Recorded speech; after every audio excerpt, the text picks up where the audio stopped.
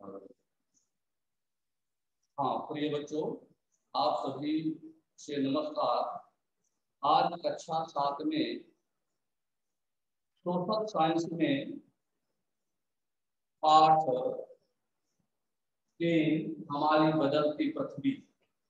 पाठ 3 हमारी बदलती पृथ्वी। बदलती पृथ्वी में स्थलाकृति टॉपिक है आपका स्थलाकृति। तो स्थलाकृति में ये आपका मानचित्र दिया हुआ है। बाढ़ग्रस्त मैदान में नदी द्वारा निर्मित स्थलाकृतियां, नदी द्वारा स्थलाकृतियां, नदी द्वारा निर्मित स्थलाकृतियां। तो इसमें चाप झील है, ये बाढ़ का मैदान है ऊपर, और तटबंध है ये है विसर्ग। बाढ़ग्रस्त मैदान में नदी द्वारा निर्मित स्थलाकृतियां हैं। ये मानचित्र है आपका। बाढ़ के समय में नदी किस तरह से बाढ़ का मैदान, तटबंध, विसर्ग, चाप झील ये निर्मित करती है, इसको दर्शाया गया है। अब इसमें ये है मुख्य स्थलाकृतियां अपक्षय एवं अपहरण नामक 2 प्रकरणों द्वारा दृष्टि विकसित होती रहती है। पृथ्वी की सतह पर शैलों के टूटने से अक्षय की क्रिया होती है। भूदृश्य पर जल, पवन एवं हिम जैसे विभिन्न घटकों द्वारा अक्षय एवं अपहरण नामक 2 प्रकरणों द्वारा दृश्य भूमि होती रहती है। पृथ्वी की सतह पर शैलों के टूटने से अक्षय की क्रिया होती है। एवं हिम जैसे विभिन्न घटकों द्वारा, जैसे विभिन्न घटकों द्वारा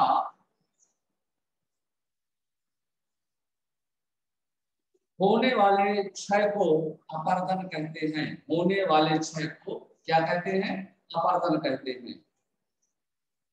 वायु, जल आदि अपरदित पदार्थ को एक स्थान से दूसरे स्थान पर ले जाते हैं और फलस्वरूप एक स्थान पर निक्षेपित करते हैं। अपरदन एवं निक्षेपण के ये प्रक्रम पृथ्वी के धरातल पर विभिन्न स्थलाकृतियों का निर्माण करते हैं। जैसे आपका एक पॉइंट है नदी के कार्य। नदी कौन कौन से कार्य करती है? तो नदी के कार्य में देखें, नदी के जल से दृश्य भूमि का अपरदन होता है। जब नदी किसी खड़े ढाल वाले स्थान से अत्यधिक कठोर शैल या खड़े ढाल वाली घाटी में गिरती है तो यह जलप्रपात बनाती है। जब नदी मैदानी क्षेत्र में प्रवेश करती है तो वह मोड़दार मार्ग पर बहने लगती है। नदी के इन्हीं बड़े मोड़ों को विसर्ग कहते हैं। इन्हीं बड़े मोड़ों को क्या कहते हैं बच्चों? विसर्ग कहते हैं। विसर्ग कहते हैं। इसके बाद विसर्गों के किनारों पर लगातार अपरदन एवं निक्षेपण शुरू हो जाता है। विसर्ग लूप के सिरे निकट आते जाते हैं। समय के साथ विसर्ग लूप नदी से कट जाते हैं और एक अलग झील बनाते हैं जिसे चाप झील भी कहते हैं। कभी कभी नदी अपने तटों से बाहर बहने लगती है। फलस्वरूप निकटवर्ती क्षेत्रों में बाढ़ आ जाती है। बाढ़ के कारण नदी के तटों के निकटवर्ती क्षेत्रों में महीन मिट्टी एवं अन्य पदार्थों का निक्षेपण करती है। ऐसी मिट्टी एवं पदार्थों को अवसाद कहते हैं। एवं पदार्थों को क्या कहते हैं बच्चों? अवसाद कहते हैं। इससे समस्त उपजाऊ बाढ़ग्रस्त मैदान का निर्माण होता है। इससे समस्त उपजाऊ बाढ़ग्रस्त मैदान का निर्माण होता है। नदी के उत्थित तटों को तटबंध कहते हैं। समुद्र तक पहुंचते पहुंचते नदी का प्रवाह धीमा हो जाता है तथा नदी अनेक धाराओं में विभाजित हो जाती है, जिनको वितरिका कहते हैं। जब नदी अनेक धाराओं में विभाजित हो जाती है, ऐसी स्थिति को हम किस नाम से जानते हैं बच्चों? वितरिका। वितरिका के नाम से जानते हैं। यहाँ नदी इतनी धीमी हो जाती है कि यह अपने साथ लाए मलबे का निक्षेपण करने लगती है। प्रत्येक वितरिका अपने मुहाने का निर्माण करती है। सभी मुहानों के अवसादों के संग्रह से डेल्टा का निर्माण होता है। अब आता है समुद्री तरंग के कार्य। आगे अपना पॉइंट नया आता है बच्चों, समुद्री तरंग के कार्य। तो समुद्री तरंगों से कौन कौन सी क्रियाएं होती हैं इसके बारे में देखें। समुद्री तरंग की अपर्दन एवं निक्षेपण तटीय स्थलाकृतियां बनाते हैं। समुद्री तरंगे लगातार शैलों से टकराती रहती हैं, जिससे दरार विकसित होती है। समय के साथ ये बड़ी और चौड़ी होती जाती है। इनको समुद्री गुफा कहते हैं। इन गुफाओं के बड़े होल होते जाने पर इनमें केवल छत ही बचती है, जिससे तटीय मेहराब बनते हैं। लगातार अपर्दन छत को भी तोड़ देता है और केवल दीवारें बचती है। दीवार जैसी इन आकृतियों को स्टैक कहते हैं। दीवार जैसी इन आकृतियों को किस नाम से जानते हैं? स्टैक। स्टैक कहते हैं समुद्री जल के ऊपर लगभग ऊर्ध्वाधर उठे हुए ऊंचे शैलीय तटों को समुद्र ढग कहते हैं। समुद्री तरंगे किनारों पर अवसाद जमा कर समुद्री पुलिंग का निर्माण करती हैं। समुद्री पुलिंग का निर्माण करती हैं। अगला पॉइंट आता है आपका हिमनद के कार्य। हिमनद के कार्य। हिमनद अथवा हिमानी बर्फ की नदियां होती हैं। हिमनद अपने नीचे की कठोर चट्टानों से गोलार्ध मिट्टी और पत्थरों को अपरदित कर देती है और गोलार्धी मिट्टी एवं पत्थरों से भूदृश्य का अपरदन करती है। भूदृश्य का अपरदन करती है। हिमनद गहरे गर्तों का निर्माण करते हैं। पर्वतीय क्षेत्र में बर्फ पिघलने से उन गर्तों में जल भर जाता है और वे सुंदर झील बन जाते हैं। हिमनद के द्वारा लाए गए पदार्थ जैसे छोटे बड़े शैल, रेत एवं तलछट मिट्टी निक्षेपित होती है। ये निक्षेप हिमनद हिमोढ़ का निर्माण करते हैं। अब अगला आता है बच्चों, इसमें पवन के कार्य। पवन के कार्य। क्या आपने कभी रेगिस्तान देखा है? बालू डिब्बे के कुछ चित्र एकत्र करने का प्रयास कीजिए। रेगिस्तान में पवन अपरदन एवं निक्षेपण का प्रमुख रेगिस्तान में पवन आदान एवं निक्षेपण का प्रमुख कारक है। रेगिस्तान में आप शतरक के आकार के शैल देख सकते हैं, जिन्हें सामान्यतः शतरक शैल कहते हैं। पवन शैल के ऊपरी भाग की अपेक्षा निचले भाग को आसानी से काटती है, इसलिए ऐसी शैल के आधार संकीर्ण एवं शीर्ष विस्तृत होते हैं। पवन चलने पर यह अपने साथ रेत को एक स्थान से दूसरे स्थान पर पहुंचाती है। जब पवन का बहाव रुकता है तो यह रेत गिरकर छोटी पहाड़ी बनाती है। इनको बालू डिब्बा कहते हैं। जब बालू कण महीन एवं हल्के होते हैं तो वायु उनको उठाकर अत्यधिक दूर ले जाती है। जब ये बालू कण विस्तृत क्षेत्र में निक्षेपित हो जाते हैं तो इसे लोयस कहते हैं। तो इसे क्या कहते हैं बच्चों? लोयस कहते हैं। चीन में विशाल लोयस निक्षेप पाए जाते हैं। चीन में विशाल लोयस निक्षेप पाए जाते हैं। इनमें देखिए रिक्त स्थानों का सही उचित शब्द चुनिए। तो इसमें आगे अब आप लिखेंगे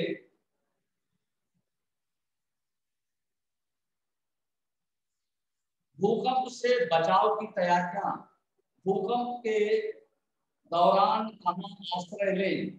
सुरक्षित स्थान रसोई के काउंटर या मेज के नीचे, दीवार के अंदरूनी कोने में, इनसे दूर रहें। आग वाले स्थान, चिमनी के आसपास तथा टूट सकने वाली खिड़कियों, दर्पण एवं तस्वीर फ्रेम से पहले से तैयार रहें। अपने दोस्तों एवं पारिवारिक सदस्यों के बीच जागरूकता फैलाएं एवं आपदा का सामना विश्वास से करें। मुख्य स्थलाकृतियां हैं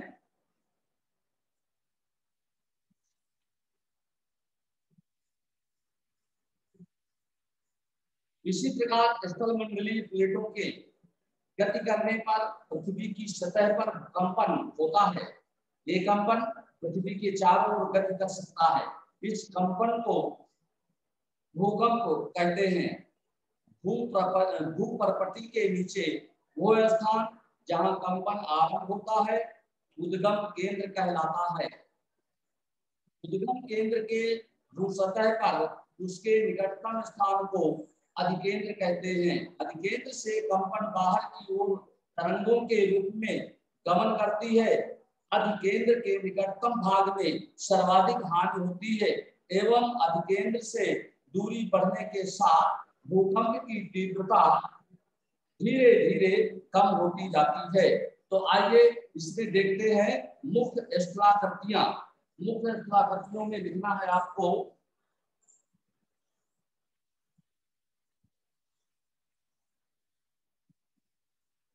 जैसे विभिन्न घटकों द्वारा होने वाले क्षय को, विभिन्न घटकों द्वारा होने वाले क्षय को होने वाले क्षय को होने वाले क्षय को अपरदन कहते हैं। अपरदन कहते हैं।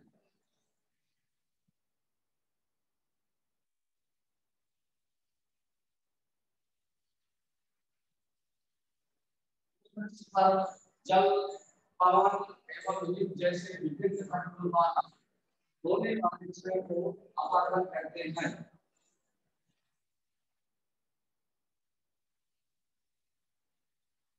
अब आता है नदी के कार्य।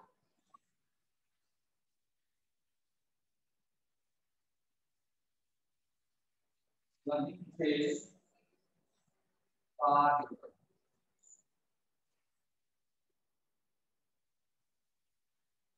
नदी के कार्य, नदी के जल से दृश्य, नदी के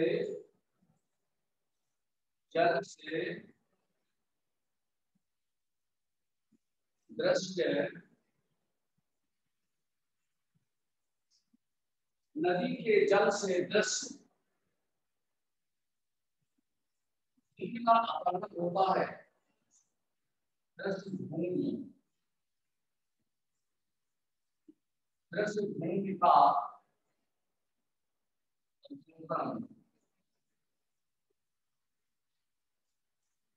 अपहरण होता है।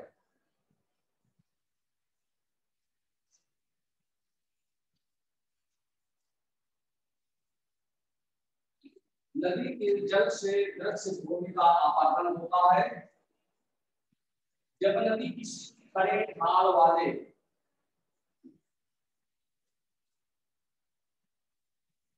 जब नदी किसी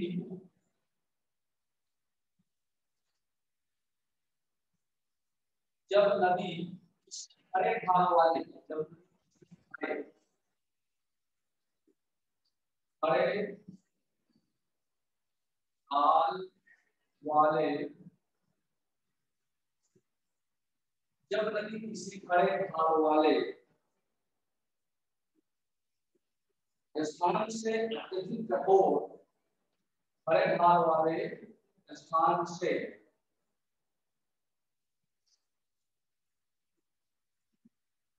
अत्यधिक कठोर, अत्यधिक अत्यधिक हो,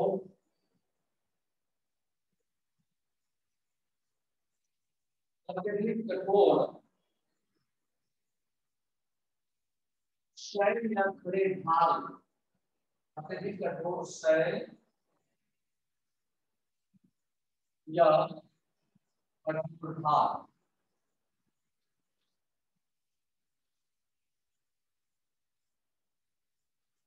शैल या कठोर ढाल, शैल या कठोर ढाल वाली घाटी में गिरती है। कठोर ढाल वाली घाटी में गिरती है।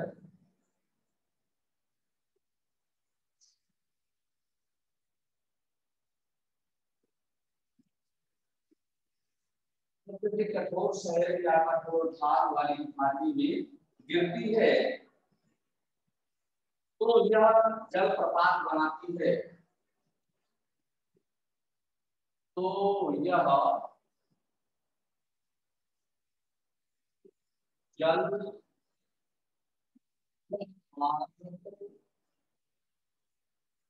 जलप्रपात बनाती है।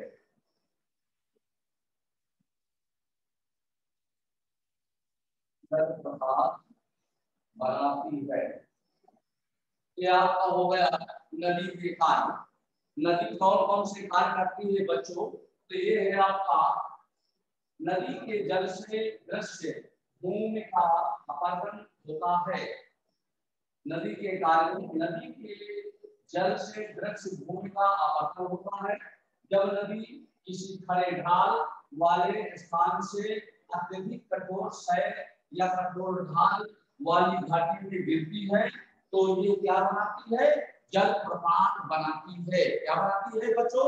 जलप्रपात, जलप्रपात बनाती है। फिर आता है आपका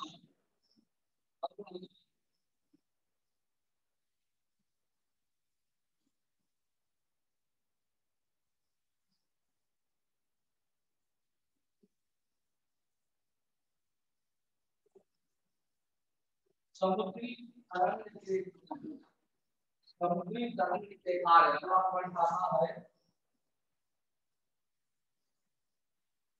समुद्री तरंग के कारण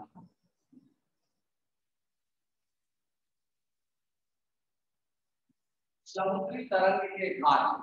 अब अगला पॉइंट आता है आपका समुद्री तरंग के कारण।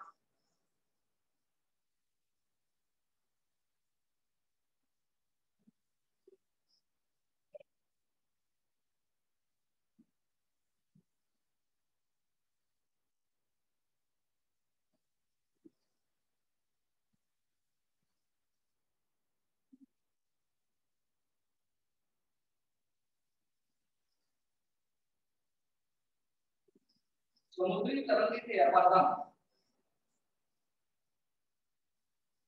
समुद्री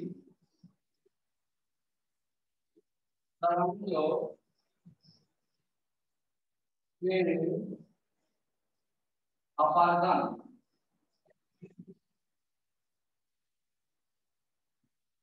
समुद्री तरंग के अपरदन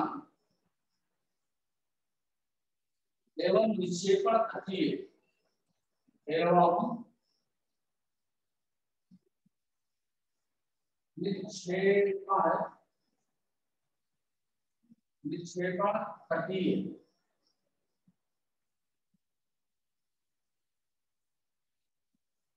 समुद्री तरंग के अपरदन एवं निक्षेपण तटीय एवं निक्षेपण तटीय स्थलाकृतियां बनाते हैं। निक्षेपण तटीय स्थलाकृतियां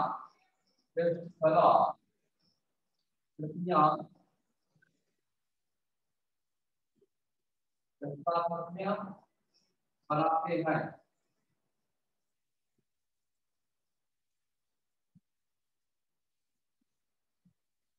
समुद्री तरंग के अपरदन एवं निक्षेपण तटीय स्थलाकृतियां बनाते हैं। तटीय स्थलाकृतियां बनाते हैं। आता है निम्नलिखित के कार्य।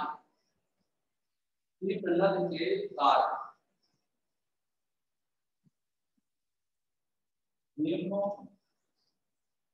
निम्नलिखित के कार्य हिमनद के कार्य हिमनद के कार्य में देखे हिमनद अथवा हिमानी हिमनद अथवा हिमानी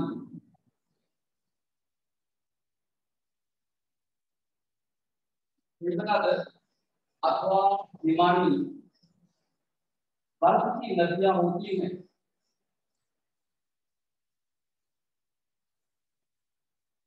बर्फ की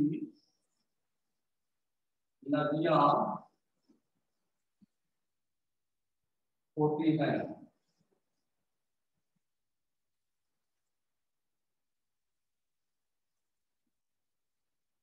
हिमनद अथवा हिमानी बर्फ की नदियां होती हैं। बर्फ की नदियां होती है। हिमनद अपने नीचे की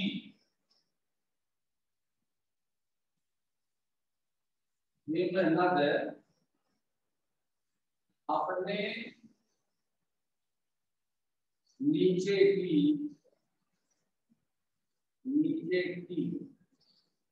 हिमनद अपने नीचे की कठोर चट्टानों से नीचे की कठोर चट्टानों से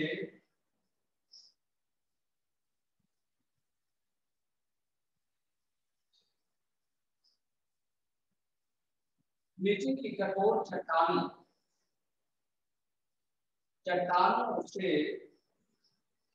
गोलार्ध मिट्टी गोलार्ध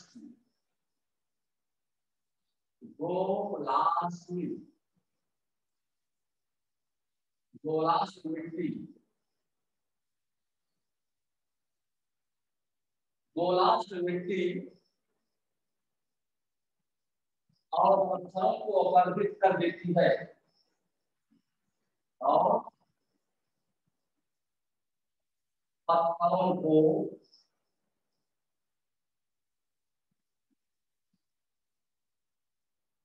अपरदित कर देती है, और अपरदित कर देती है।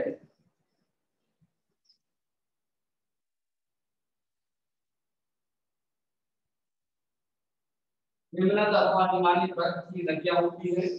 हिमनद अपने नीचे की कठोर चट्टानों से गोलाश्म मिट्टी और पत्थरों को अपरदित कर देती है, अपरदित कर देती है, और गोलाश्म मिट्टी और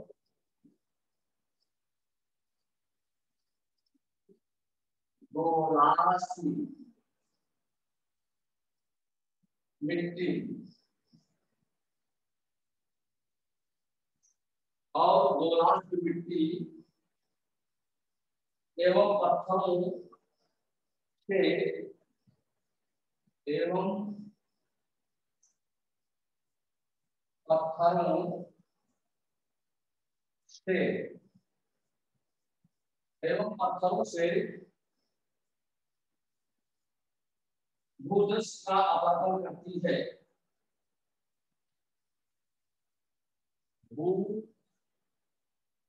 भूदृश्य का अपहरण अपहरण करती है,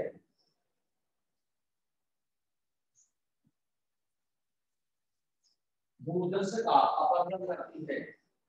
गोलाश्म की मिट्टी एवं पत्थरों से भूदृश्य का अपहरण करती है।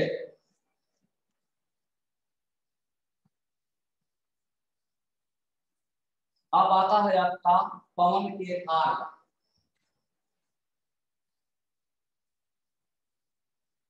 पवन के कार्य,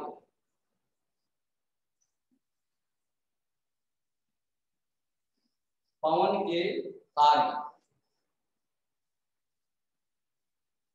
क्या आपने कभी रेगिस्तान देखा है? रेगिस्तान में पवन, रेगिस्तान रेगिस्तान में पवन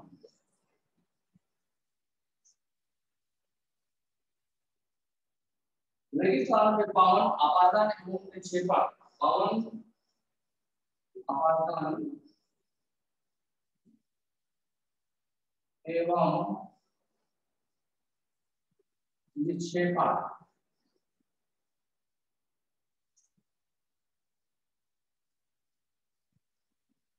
ये तीन चीजें हो गई। रेगिस्तान में पवन आपादन एवं निक्षेपण, निक्षेपण का प्रमुख कारक है। पवन अपरदन एवं निक्षेपण का प्रमुख कारक है, निक्षेपण का प्रमुख कारक, प्रमुख कारक है। ये आया आपका रेगिस्तान में पवन अपरदन एवं निक्षेपण का प्रमुख कारक है, प्रमुख कारक है।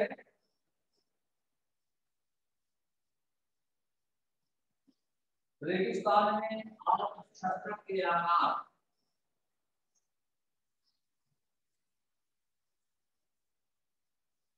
रेगिस्तान में आप छत्र,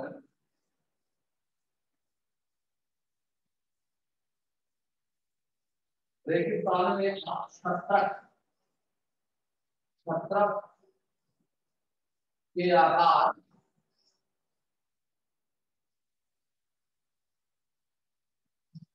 छत्र के आकार,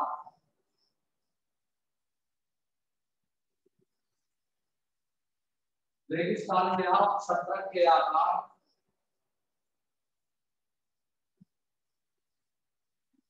के स्टाइल देख सकते हैं, पत्रक के आकार के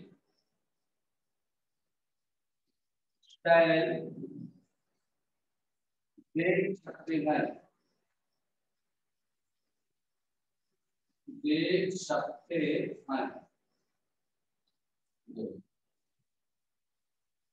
ठीक है, तो आपका काम पूरा हुआ बच्चों। नमस्कार, धन्यवाद।